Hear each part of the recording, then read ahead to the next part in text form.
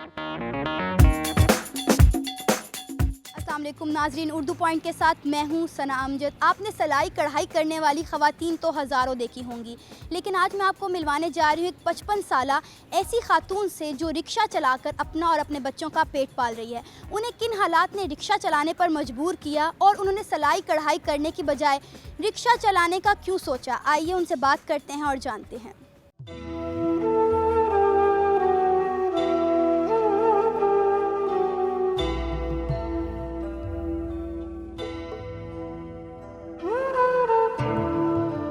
अस्सलाम वालेकुम आंटी, कैसी हैं आप? वालेकुम सलाम बेटा, शुक्र अल्लाह की ज़ात पाक का, अल्हम्दुलिल्लाह बेटा। मैंने आपको रिक्शा चलाते हुए देखा है, आप मुझे बताएंगी कि आप कितने अरसे से रिक्शा चला रही हैं? तकरीबन बेटा मुझे 1.5 साल हो गए। हाँ जी। तो सिर्फ लाहौर में ही रिक्शा चलाती हैं आप? जी बेटा, लाहौर में। आपने रिक्शा चलाने का फ़ैसला किन हालात से तंग आकर किया? बेटा जब बंदा अब सहारा तो अल्लाह ताला का है, अल्लाह और उसके रसूल का सहारा मेरे साथ साथ है। बेशक वो शारक से नज़दीक है, मेरे सारे हालात अल्लाह ताला जानता है। लेकिन ये है कि अब मेरा मियाँ भी नहीं रहे, उनको भी 12 साल तकरीबन हो गए। फिर वो भाई मेरे 5 थे, एक एक करके वो भी अल्लाह ताला के पास चले गए बेटा। अब ये है कि बच्चियाँ हैं, तो बच्चियों के लिए अब मैं ही हूँ कि जो मैं कुछ कर सकूँ, इसलिए बस मैं सोच के निकली हूँ कि चलो अल्लाह ताला बेहतर करे। लेकिन ये है कि मेरी किसी ने हेल्प नहीं की है आगे आके, बस ऐसे बल्कि मजाक बनाया हुआ है। मेरा फ़ोन आता है, जी आप अपना नंबर दें, आप अपना शनाख्ती कार्ड दें, सब कुछ ले भी लेते हैं और फिर उसके बाद फिर पता चलता है ज़ीरो।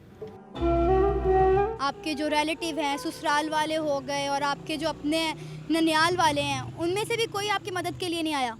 नहीं बेटा, अब जो मेरे ससुराल वाले उनमें बच्चियां हैं, मेरे देवर की 5 बेटियां हैं। एक बेटी की उनकी भी डेथ हुई है, माँ बाप तो पहले ही फौत हो चुका है, 4 बच्चियां उधर भी हैं जो मुझे अपनी माँ की जगह पे समझती है। वो बेचारी मेरी क्या हेल्प करेंगी बेटा, उनको तो उनके पास मैं कभी कभी जाके तो उनको भी हौसला दे देती हूँ। रिक्शा चलाने को आपने क्यों प्रेफरेंस दी, मतलब आपने क्यों सोचा कि सिर्फ रिक्शा ही चलाया जाए? आप सिलाई और कढ़ाई भी कर सकती थी। बेटा सिलाई तो मेरी बच्ची करती है, बेटियां मेरी हैं, बेटा नहीं है, बेटियां हैं तो वो करती हैं घर में सिलाई। ये उन्हीं ने थोड़ा बहुत करके मुझे दिया है और मेरे में इतनी हिम्मत नहीं है। बेचारी जो सिलाई करती हैं उनके भी कमर दर्द होने लग जाती है बैठ बैठ के, तो मैंने इस चीज़ को तरजीह दी है। एक तो किसी के घर में काम करें तो वैसे मुसीबत पड़ जाती, कोई अल्लाह ना करे कि कोई मसला होता तो सबसे पहले तो नौकरों की कमबख्ती आ जाती। तो आप कितने घंटे रिक्शा चलाती हैं? बेटा मैं शुरू में बहुत चलाया, मैंने तकरीबन 12-15 घंटे तक चलाया मैंने। जैसे जैसे इंसान की ज़रूरतें होती वैसे वैसे फिर धक्के खाता है। तो अभी आप कितना रिक्शा चला रही हैं दिन में? बामुश्किल 2-3 घंटे 4 घंटे चलाती हूँ बेटा। और फिर ये है कि आहिस्ता आहिस्ता वो कैपेसिटी भी नहीं रहती इंसान की। मेरा शुगर की मरीज़ हो, ब्लड प्रेशर की मरीज़ हो, तो अब मेरे ये खिंच जाती है ना उंगलियों के ये पट्टे, तो बस इतना ही मैं अब कर सकती हूँ, ज़्यादा नहीं, और शायद 1 साल के बाद ये भी ना कर सकूँ। अच्छा, मुझे ये बताएं कि आपने जब रिक्शा चलाने का फ़ैसला किया तो फैमिली वालों का, घर वालों का क्या रिस्पॉन्स था? क्योंकि रिक्शा मेरा ख़्याल है कोई ख़ातून मैंने चलाती हुई आज तक नहीं देखी, आपको पहली दफ़ा मैंने रिक्शा चलाते हुए देखा है। तो क्या रिस्पॉन्स था लोगों का, कैसा बिहेवियर था, कैसा रवैया था? लोगों का बहुत अच्छा रवैया है जी बेटा मेरे साथ। ऐसे मैं कह दूं कि नहीं जी, बहुत अच्छे तरीके से मिलते हैं और सलाम भी करते हैं, चाहे गाड़ियों में जा रहे हों तो आपकी अज़मत को सलाम है। इस तरह के फ़िक्रे जब बोलते हैं अच्छा लगता है दिल को। लेकिन क्या है कि बस ये है 7 साल पुराना रिक्शा, कभी ना कभी फिर थोड़ा सा चलाती हूँ, फिर इसको ठीक करवाना, फिर थोड़ा सा चलाना।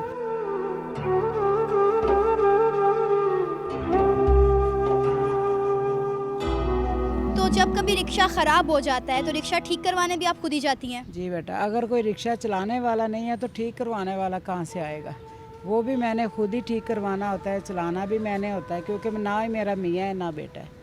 फिर कौन इसको ठीक करवाने जाएगा कि ये ले माँ जी मैंने ठीक करवा दिया, आप जाएं काम पे। चलाना भी मैंने ही होता है बेटा और ठीक भी ज़ाहिर बात है मैंने ही करवाना होता है। आप सिर्फ रिक्शा चलाकर घर में जितने भी 4-5 लड़कियां हैं आप उन सबको पाल रही हैं? जी बेटा, और हमारा कोई ज़रिया ही नहीं है बेटा, बस बच्ची है वो सिलाई वगैरह थोड़ा बहुत कर लेती है बेटा।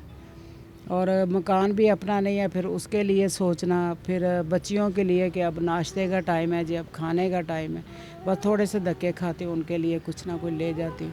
वैसे आपकी अज़मत को वाकई में सलाम है कि आप इस स्टेज में आके भी रिक्शा चला रही हैं और लिटरली वाकई अगर कोई भी बेटा होता तो वो आपको ये काम करने को ना कहता और आप एक घर में बैठी होती और अपने बच्चों के साथ, अपनी नवासियों के साथ खेल रही होती।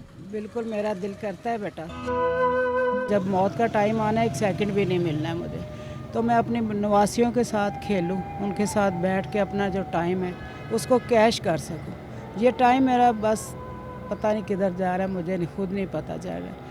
वो भी तरसती है मेरा मुंह देखने को, मैं कहती हूँ अच्छा बेटा चलो कुछ करके लाती हूँ, ये आपका नाश्ता हो गया, अच्छा कुछ करती हूँ, तो ये फिर किराया आ जाता है बेटा सर पे, बस बड़ी खुशी से तो मैं चला नहीं रही हूँ, ज़ाहिर बात है मजबूरी में ही चला रही हूँ। सारा दिन धूप में जलना बेटा, फिर उसके बाद अगर सर्दी है तो उसमें ठिठकना। जी नाज़रीन, परवीन एक बाहिम्मत खातून है जिसने अपनी मजबूरियों को अपनी कमज़ोरी नहीं बनाया और हालात का डट कर मुकाबला किया, लेकिन कब तक ये अकेली अपने हालात और मुश्किलात से लड़ती रहेंगी। फ़िलहाल के लिए मुझे इजाज़त दीजिए, अल्लाह हाफ़िज़।